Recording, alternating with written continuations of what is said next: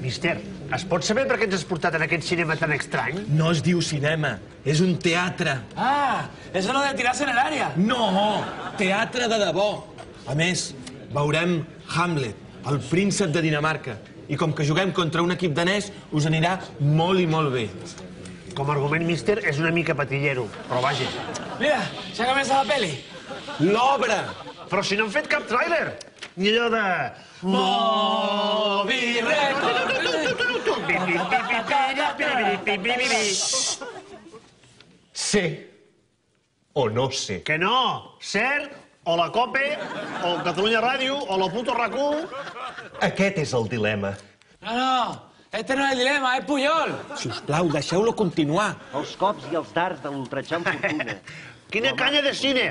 És en 3D però sense ulleres. Que no és cinema, és en directe i l'actor està aquí.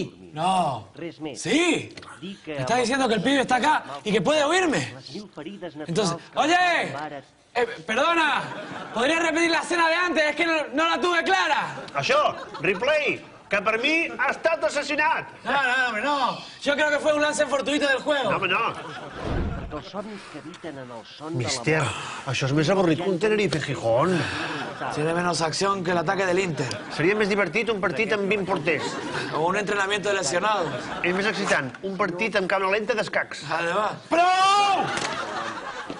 Molt bé, molt bé, molt bé. Ets bo i saps que ho ets. Entra. T'estan esperant tots en aquella banda. Treu i fica-ho a l'altra banda. D'això, sóc un gran defensor de l'ésser humà. Jo hi crec molt. Molt bé! ¡Bravo, mister! Això sí que és teatre de debò! Sí, pero con un interés alto.